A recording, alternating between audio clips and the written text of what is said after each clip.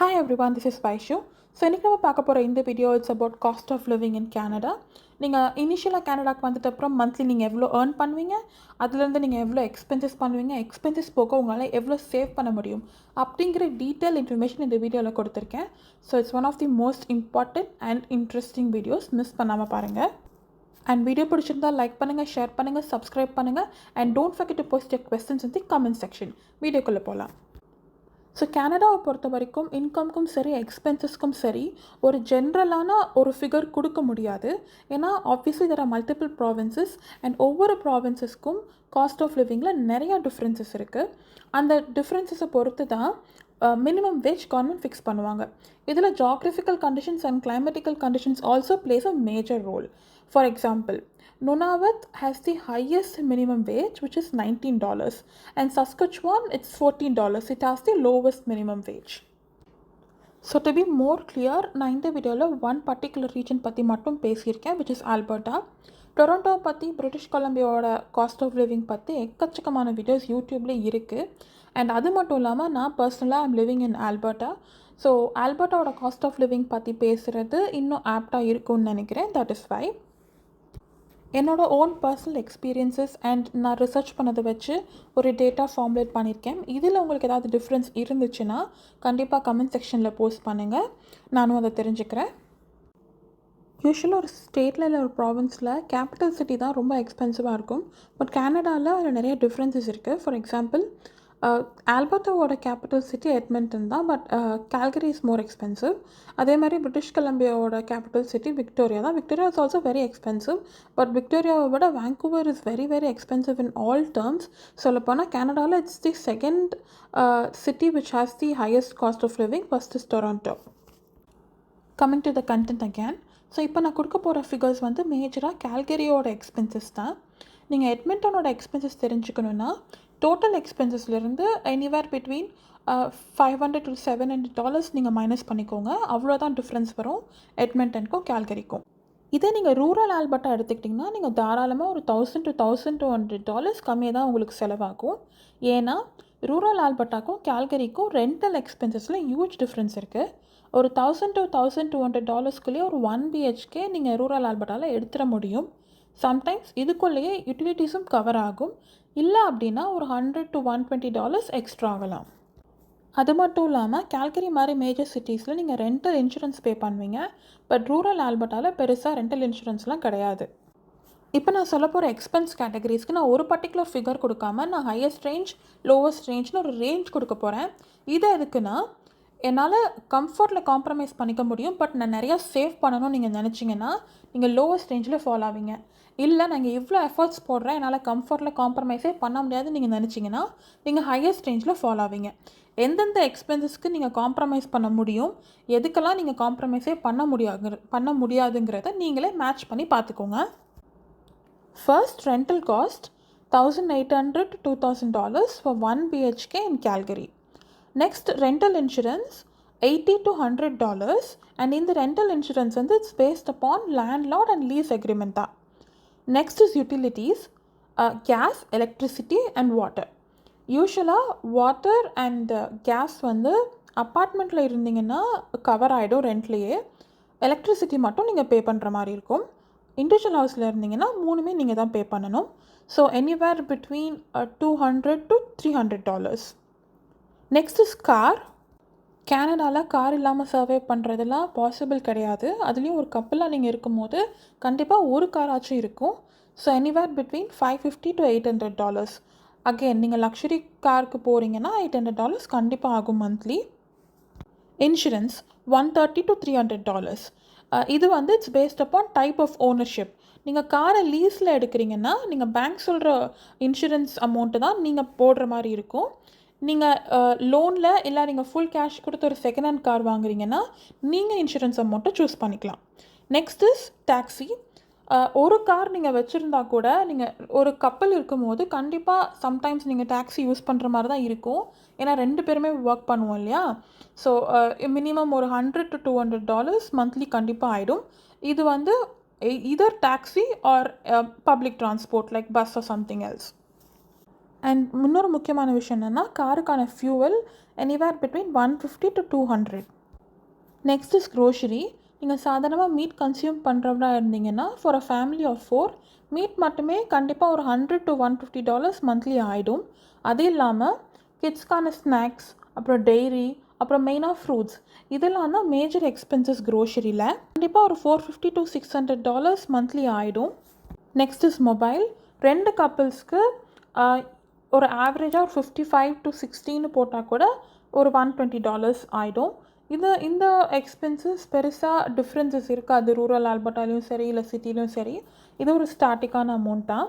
Next is wifi. அதுவும் அதே மாதிரி தான், anywhere between $80 to $100 based upon the speed you select. Miscellaneous, இதில் என்னென்ன கவர் ஆகும்னா clothing, outside food, medicines or any kind of random expenses. இதுக்கு ஒரு எனிவேர் பிட்வீன் ஒரு $250 to $300 செலவாகும். ஸோ இதெல்லாம் தான் மேஜர் எக்ஸ்பென்சஸ் மந்த்லி கேனடாவில். ஸோ இப்போ நான் லோவஸ்ட் ரேஞ்ச் ஹையஸ்ட் ரேஞ்ச் கொடுத்துருக்கேன் இல்லையா, நான் லோவஸ்ட் ரேஞ்சே எடுத்து டோட்டல் பண்ண போகிறேன். ஸோ ரெண்ட்க்கு it's around 1800, rental insurance $80, utilities $200, car $550, insurance $130, taxi $100, grocery $450, mobile $120, Wi-Fi $80, miscellaneous $250. So total it's around $3,760 per month in Calgary. So Edmonton it will be around 3,300 something, and rural Alberta it will be around 2,700. Again இது எல்லாமே lowest range தான். உங்களுடைய financial பிளானிங்கை பொறுத்து இது எப்படி வேணாலும் fluctuate ஆகலாம். இப்போ நம்ம இன்கம் பற்றி பார்த்துடலாம். இந்த வீடியோவில் நான் எந்த ஒரு என்ஓசி கோட் பற்றியும் பேச போகிறதே இல்லை. இனிஷியலாக நீங்கள் கனடாவுக்கு ஒரு பிஆராக வர்றீங்கன்னா இங்கே நீங்கள் ரியலிஸ்டிக்காக எவ்வளோ ஏர்ன் பண்ண முடியும், என்ன மாதிரி பொசிஷன்ஸ்லாம் நீங்கள் எக்ஸ்பெக்ட் பண்ணலான்னு நான் சொல்ல போகிறேன். கெனடியன் எக்ஸ்பீரியன்ஸ் எதுவுமே இல்லாமல் ஹையர் பொசிஷன்ஸ்க்கு கண்டிப்பாக நீங்கள் எக்ஸ்பெக்ட் பண்ணக்கூடாது. என்ட்ரி லெவல் ஜாபில் தான் நீங்கள் ஃபஸ்ட்டு ரெக்ரூட் ஆவீங்க. அது இதர் உங்கள் கோர் செக்டரில் இருக்கலாம், இல்லை எனி அன்ரிலேட்டட் ஜாபாக கூட இருக்கலாம். இதுக்கப்புறம் இனிஷியலாக நீங்கள் ஒரு 1 to 1.5 years நீங்கள் கெனடியன் எக்ஸ்பீரியன்ஸ் கெயின் பண்ணிவிட்டு நெட்வொர்க்கிங் மூலிமா நீங்கள் உங்கள் கோர் செக்டரில் நீங்கள் ஜாப் ஷிஃப்ட் பண்ணிக்கலாம்.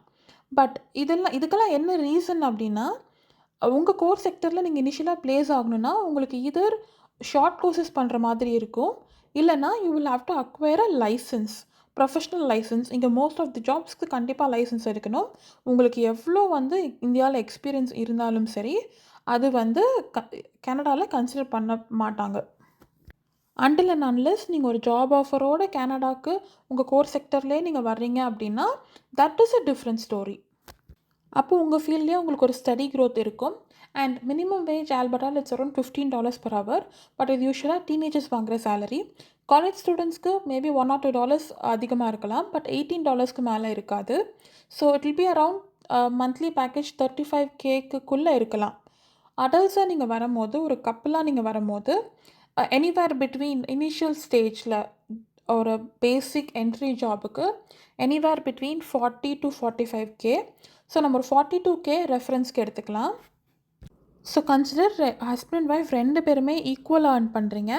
ஸோ 42Kவோட மந்த்லி இன்கம் ஆஃப்டர் டேக்ஸஸ் எவ்வளோ இருக்குன்னா it will be somewhere around $2,870 per adult income. So இதை அப்படியே டபுள் பண்ணிக்கோங்க. ஸோ $5,740 வருது. ஸோ நம்ம எக்ஸ்பென்சஸ் பார்த்தா இட் வாஸ் அரவுண்ட் $3,760. ஸோ ரெண்டுமே சப்ட்ராக்ட் பண்ணால் மந்த்லி நீங்கள் ஒரு $2,000 பக்கம் சேவ் பண்ண முடியும். பட் இதில் வேர்ஸ்ட் கேஸ் சினாரியோ என்னென்னா, நீங்கள் கனடாக்கு இனிஷியலாக வந்துட்டு அப்புறம் 2 பேருக்குமே ஒரே டைமில் இதே மாதிரி சேலரி ரேஞ்சுக்கு ஜாப் கிடைக்கும்னு எந்த விதமான அஷூரன்ஸும் கிடையாது. சம்டைம்ஸ் சர்வைவல்காக ஈவன் லெஸர் சேலரிக்கு நீங்கள் ரெக்ரூட் ஆகலாம். இல்லை அப்படின்னா ஒருத்தருக்கு ஜாப் கிடச்சி இன்னொருத்தருக்கு ஜாப் கிடைக்காம கூட போகும். அந்த மாதிரி சிச்சுவேஷனில் நீங்கள் உங்களோட எக்ஸ்பென்சஸை பெருசாக ஷ்ரிங்க் பண்ணுற மாதிரி தான் இருக்கும். ஸோ அந்த டைமில் உங்களுக்கு எந்த விதமான சேவிங்ஸுமே இருக்காது. பேச்செக் டு பேச்செக் இருக்கிற மாதிரி சிச்சுவேஷனில் கூட இனிஷியலாக உங்களுக்கு வரலாம். பட் ஆஃப்டர் தட் நீங்கள் ஒரு ஷார்ட் கோர்சஸ் மூலியமாகவோ ஒரு லைசன்ஸ் அக்வயர் பண்ணுறது மூலியமாகவோ நீங்கள் ஒரு பெட்டரான கெரியர் பார்த்து அச்சீவ் பண்ண முடியும். நான் ஏன் அப்படி சொல்கிறேன்னா, இந்தியாவில் நீங்கள் ஒரு 12 to 15 lakhs per annum அப்படின்ற ஒரு பேக்கேஜில் நீங்கள் இருக்கீங்க அப்படின்னா ஒரு 20% இன்க்ரீஸில் நீங்கள் நெக்ஸ்ட் ஜாபுக்கு மூவ் ஆவீங்க. அந்த மாதிரி ஒரு கிராஜுவலான growth தான் இந்தியாவில் நீங்கள் பார்க்க முடியும். யூஸ்வலாக டக்குன்னு ஒரு சீனியர் பொசிஷனுக்கு மூவ் பண்ண முடியாது. ஆனால் கனடாவில் அதில் நிறையா டிஃப்ரென்சஸ் இருக்குது. நீங்கள் ஒரு 50 to 60K ரேஞ்சில் ஒரு ஜாபில் இருக்கீங்க, அடுத்து ஒரு 90 to 100Kல நீங்கள் டக்குன்னு மூவ் பண்ணணுன்னா கூட மூவ் பண்ண முடியும். அதுக்கேற்ற ஸ்கில்ஸ், குவாலிஃபிகேஷன்ஸ் அண்ட் அது மட்டும் இல்லாமல் உங்களுக்கு அதுக்கான சர்டிஃபிகேஷன்ஸ் அண்ட் லைசன்ஸ் இருந்தாலே போதும். நீங்கள் ஒரு 10 to 15 இயர்ஸ் எக்ஸ்பீரியன்ஸ் இருந்தால் மட்டும்தான் ஒரு சீனியர் லெவல் ஜாபுக்கு போக முடியுன்றது கண்டிப்பாக கனடாவில் கிடையாது. அதனால தான் கனடாவில் கிராஜுவல் க்ரோத் கிடையாது, ஈஸியாக ஒரு ஹை பேயிங் ஜாப் அட்டைன் பண்ண முடியும்னு எல்லோரும் சொல்கிறாங்க. இது தாண்டி உங்களுக்கு இனிஷியல் இயர்ஸ்லேயே நிறையா ஏர்ன் பண்ணி ஆகணும், எனக்கு நிறையா இங்கே சேவ் பண்ணணும், அதுக்கு தான் இங்கே கனடாவுக்கு வந்திருக்கேன், எனக்கு அதுக்கான நீடு இருக்குது அப்படின்னு நீங்கள் நினச்சிங்கன்னா கண்டிப்பாக நீங்கள் செகண்டரி இன்கமில் கான்சன்ட்ரேட் பண்ணி ஆகணும். நீங்கள் ஒரு பார்ட் டைம் ஜாப்க்கு போகலாம், இல்லை ஃப்ரீலான்சிங்காக உங்களோட ஸ்கில்ஸை நீங்கள் மானிட்டைஸ் பண்ணலாம். ஸோ இந்த மாதிரி ஐடியாஸ் நான் செகண்டரி இன்கம் அப்படின்ற ஒரு டைட்டில் போட்டு என்னோடய சேனல்லையே கொடுத்துருக்கேன். அந்த வீடியோவை கண்டிப்பாக பாருங்கள். அந்த வீடியோவோட லிங்க் நான் டிஸ்கிரிப்ஷனில் அட்டாச் பண்ணுறேன். It will be very useful and இது உங்களுடைய சேவிங்ஸை டபுள் பண்ணும். ஸோ மிஸ் பண்ணாமல் பாருங்கள். That's it. நம்ம வீடியோட எண்டுக்கு வந்துட்டோம். ஃபர்ஸ்ட் நம்ம எக்ஸ்பென்சஸ் பார்த்தோம், அப்புறம் இன்கம் பார்த்தோம். இப்போ ஃபைனலி என்னோடய personal opinion about cost of living in Canada என்னென்னா, நம்மளுடைய மந்த்லி எக்ஸ்பென்சஸ் நமக்கு முன்னாடியே தெரியும் ஓரளவுக்கு. ஸோ அதை நம்ம ஈஸியாக ப்ரெடிக்ட் பண்ண முடியும், இல்லை சின்ன சின்ன ஃப்ளக்சுவேஷன்ஸ் இருந்தால் கூட அதை ஓரளவுக்கு மேனேஜ் பண்ண முடியும். பட் கனடாவில் மேனேஜே பண்ண முடியாத சில செலவுகள் அப்பப்போ நமக்கு வரும். அதுதான் இருக்கிறதுலே நமக்கு பெரிய ப்ராப்ளம். நம்மளுடைய சேவிங்ஸை மொத்தமாக கம்மி பண்ணுறது இந்த மாதிரி திடீர்னு வர செலவுகள் தான். அது என்னென்னு பார்க்கலாம். ஸோ ஃபஸ்ட்டு நம்மளுடைய காரோட செலவு தான். திடீர்னு ஏதாவது ஒரு சின்ன ரிப்பேர் இல்லை சின்ன மெயின்டெனன்ஸ் ஒர்க் அப்படின்னா கூட நமக்கு ஒரு $1,000 to $1,500 செலவாக ஈஸியாக சான்ஸ் இருக்குது. எல்லா டைமுமே இது இன்சூரன்ஸ் கவர் பண்ணணும்னு சொல்ல முடியாது. அடுத்து வின்டர் டயர்ஸ் ஒரு $1,000 to $1,500 கண்டிப்பாக ஆகும். அதை எவ்ரி இயர் நம்ம இது பண்ண முடியாது unless your tires have good warranty. And next is travel. நீங்கள் ஒரு சிட்டியில் இருந்தால் கூட ஒரு 5 to 6 months நீங்கள் ட்ராவல் பண்ணணும்னு நினைப்பீங்க. ஒரு 3-4 days ட்ரிப் நீங்கள் சாதாரணமாக போயிட்டு வந்தாலே ஒரு $1,500 to $2,000 கண்டிப்பாக செலவாகும். ஃபார் எக்ஸாம்பிள், நீங்கள் ஒரு 3-4 days நீங்கள் வெளியில் ஸ்டே பண்ணுறீங்கன்னா அதுக்கு ஒரு $400 செலவாகும். ஃபுட்டுக்கு மட்டும் ஒரு $400 to $500 செலவாகும். ஃபியூவல், அப்புறம் நீங்கள் என்னென்ன செலவு பண்ணுறீங்க, உங்களுடைய ஷாப்பிங் எக்ஸ்பென்சஸ். ஸோ அது வந்துடும் ஒரு 5 to 6 months ஒன்ஸ் நீங்கள் இந்த செலவு அவாய்ட் பண்ண முடியாது. அண்ட் அடுத்து இமிக்ரேஷனுக்கான செலவு. நீங்கள் இன்னும் PR வாங்காமல் இருந்தீங்கன்னா உங்களுக்கு lawyer fees, consultancy fees, government fees, அது மட்டும் இல்லாமல் நீங்கள் எக்ஸாம் எழுதுகிற மாதிரி இருந்துச்சுன்னா அதுக்கான எக்ஸ்பென்சஸ், இந்த மாதிரி இமிக்ரேஷனுக்கே நீங்கள் கொஞ்சம் செலவு பண்ணுற மாதிரி தான் இருக்கும் இனிஷியலாக. அடுத்து டென்டல் எக்ஸ்பென்சஸ். நீங்கள் ஒர்க் பண்ணுற கம்பெனியில் கண்டிப்பாக டென்டல் கவரேஜ் இருக்கும், சான்சஸ் இருக்குது நிறையா. பட் நீங்கள் ஒரு 40 to 60% பே பண்ணுற மாதிரி தான் இருக்கும். ஸோ அதுவே ஈஸியாக ஒரு $400 to $500 ஆயிடும் சான்ஸ் இருக்குது. ஸோ அடுத்து இந்தியன் எக்ஸ்பென்சஸ் தான். இந்தியன் எக்ஸ்பென்சஸ் இந்த சென்ஸ் நீங்கள் இந்தியாவுக்கு ட்ராவல் பண்ணுற எக்ஸ்பென்சஸ் சொல்கிறேன். So for family of 3 or 4 ஈஸியாக நீங்கள் ஒரு ரவுண்ட் ட்ரிப் போயிட்டு வரீங்க அப்படின்னா ஒரு 5 to 7 lakhs கண்டிப்பாக ஆயிடும். ஸோ ஒரு 2-3 years ஒன்ஸ் நீங்கள் போனால் கூட இந்த எக்ஸ்பென்சஸை நீங்கள் அவாய்ட் பண்ண முடியாது. ஸோ இதெல்லாம் தான் மேஜர் எக்ஸ்பென்சஸ். இந்த எக்ஸ்பென்சஸை நீங்கள் மேனேஜ் பண்ண கற்றுக்கிட்டீங்க அப்படின்னா ஈஸியாக உங்களுடைய சேவிங்ஸ் இன்க்ரீஸ் பண்ண முடியும். அண்ட் இது மட்டும்தான் திடீர்னு வர எக்ஸ்பென்சஸ்னால் அதுவும் கிடையாது. இதை தாண்டி எவ்வளவோ எக்ஸ்பென்சஸ் இருக்குது. ஸோ அதனால தான் எல்லோரும் சொல்கிறாங்க Canada is not that easy. நம்ம இந்தியாவிலேருந்து பார்க்குறப்ப கனடாவோட ட்ரீம் டிஃப்ரெண்ட்டாக தெரியும். பட் கனடாவுக்கு வந்துட்ட அப்புறம் கனடாவோட லைஃப் ஸ்டைல் ரொம்பவே டிஃப்ரெண்ட்டாக தான் இருக்கும். பட் மோசமாக இருக்குன்னு சொல்ல மாட்டேன், கண்டிப்பாக நல்லா தான் இருக்குது. நீங்கள் உங்களுடைய ஃபினான்சஸை மேனேஜ் பண்ண கற்றுக்குறீங்க, நீங்கள் எஃபர்ட்ஸ் போட ரெடியாக இருக்கீங்க, ப்ரொஃபஷ்னலாக நீங்கள் ஒரு கெரியர் பார்த்து அச்சீவ் பண்ண நீங்கள் நினச்சிங்கன்னா Canada is the best place to do all this.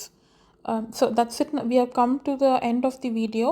So நான் மோஸ்ட்டாக காஸ்ட் ஆஃப் லிவிங் கண்டிப்பாக நிறையா கவர் பண்ணியிருக்கேன்னு நினைக்கிறேன். இது உங்களுக்கு பிடிச்சிருந்துச்சுன்னா லைக் பண்ணுங்கள், ஷேர் பண்ணுங்கள், சப்ஸ்கிரைப் பண்ணுங்கள். And don't forget to post your queries in the comment section. And this is Vaishu. Meet you all in my next video. Thanks for watching.